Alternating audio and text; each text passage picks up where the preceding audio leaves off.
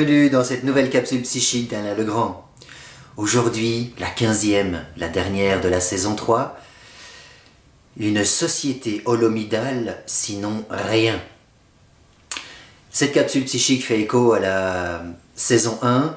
La rédemption sera collective, sinon elle ne sera pas. Donc c'est une rédemption collective, sinon rien. Cette fois-ci, c'est clairement un autre type de société, sinon rien. Parce que celui qui n'a pas encore compris que le système pyramidal est un système mortifère qui ne mène pas du tout à la créativité et encore moins en fait à l'évolution, c'est dans ce cadre-là que Persona Gaia existe bien sûr, puisque le postulat de base de Persona Gaia c'est de dire que parce que on a structuré les sapiens de cette manière, on les empêche d'évoluer. Donc, grâce aux 5 chaînons manquants, on élague et on repermet à la force de la vie, simplement à la vie, de pousser pour l'évolution. Cette fois, on oriente l'évolution d'une manière consciente. Non pas d'une manière transhumaine, c'est-à-dire une manière hyper technologique, mais d'une manière consciente. Alors pour cela, le persona, la personne, forte, belle, gaillarde d'elle-même, qui s'estime et qui est fière, et Gaïa, le monde extérieur. Le monde intérieur et le monde extérieur. Comment générer une société holomidale plutôt que pyramidale? Eh bien, le persona a un clan, un groupe d'amis avec lesquels il va travailler sur quelque chose.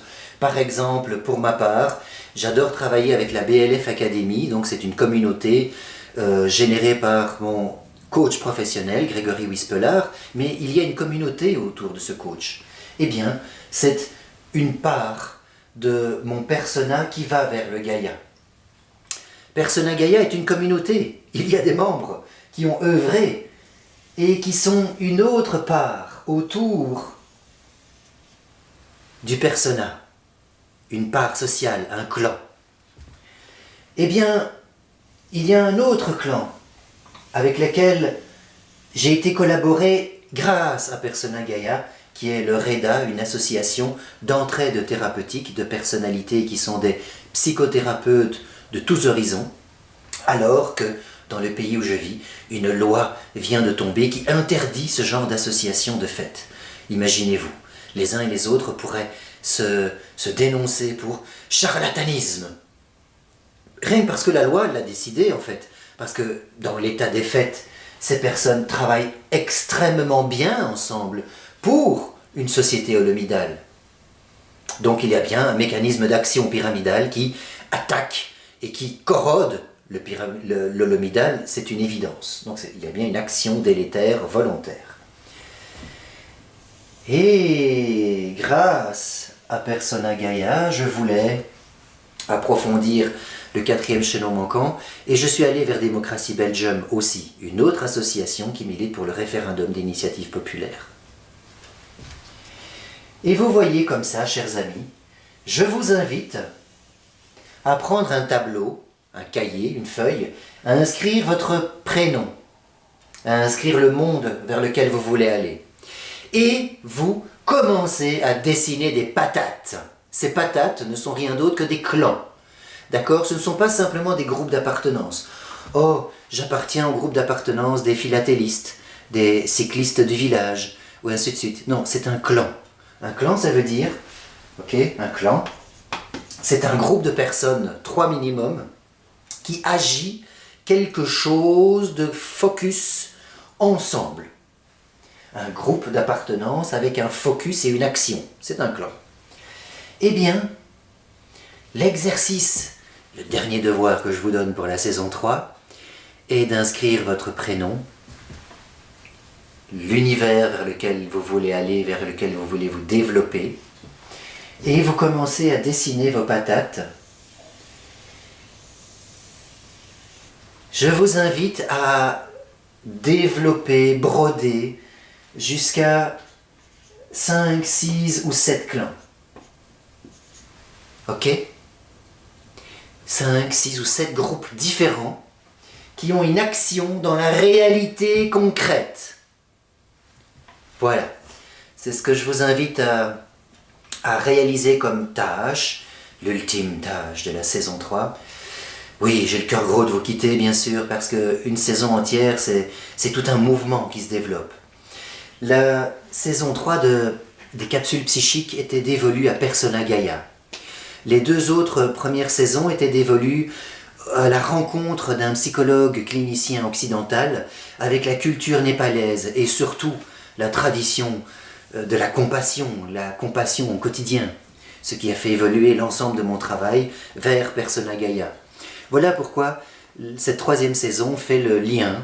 Évolution que je vous invite à suivre au travers des 15 épisodes de la saison 3.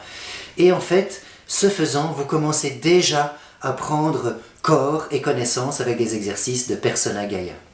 Persona Gaia est un groupe de personnes qui œuvrent ensemble. En œuvrant ensemble, elles se développent d'autant plus vite. En se développant d'autant plus vite, elles ont plus d'énergie, plus de package, plus d'horizons, et donc elles développent des projets plus grands.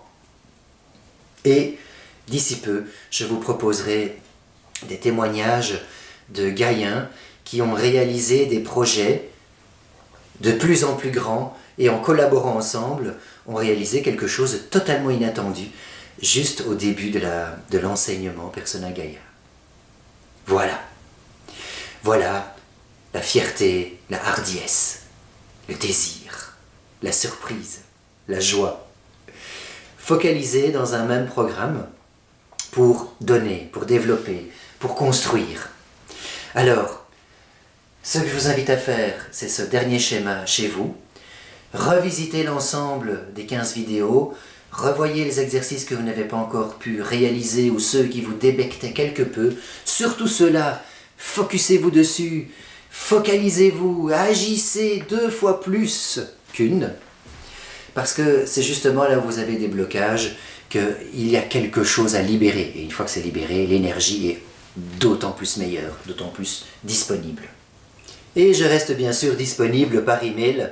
Posez-moi toutes les questions que vous désirez, et cela fera peut-être l'objet de la saison 4 en termes de vidéos. Et oui, la saison 4 est déjà en préparation, donc si vous avez des questions, des thématiques à voir abordées par Persona Gaia, je vous en prie, chers amis, balancez la sauce dans les commentaires ci-dessous ou par email MP, message privé, si vous le désirez.